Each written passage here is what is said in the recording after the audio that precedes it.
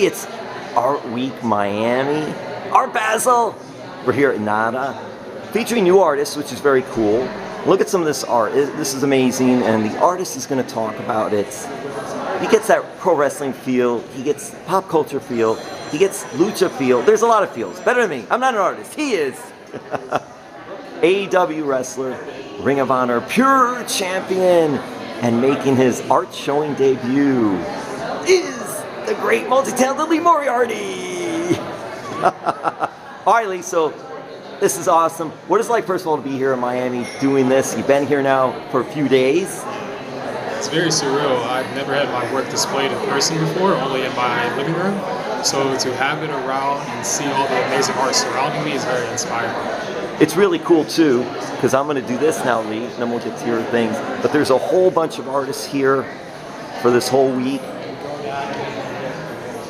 And Lee Moriarty is part of this, which is really cool.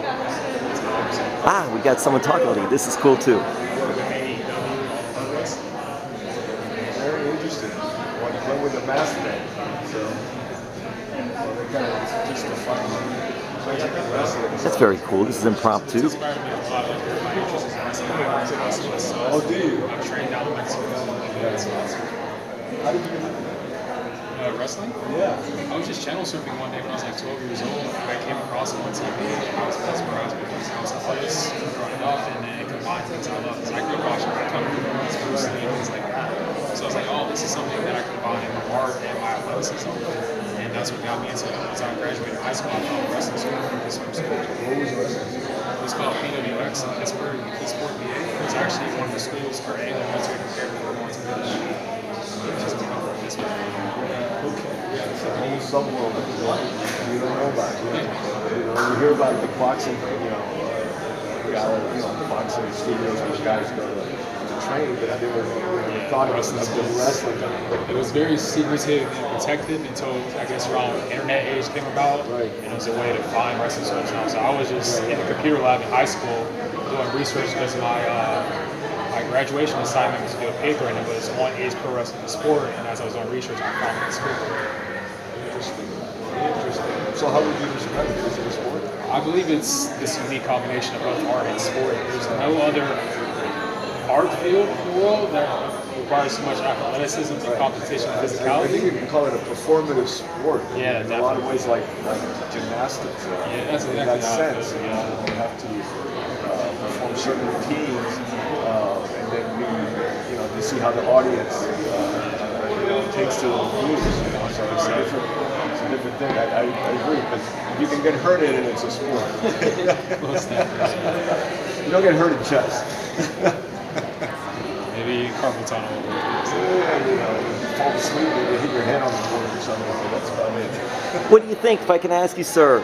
Just like, it's such a eclectic, it's different. Lucha star cooking.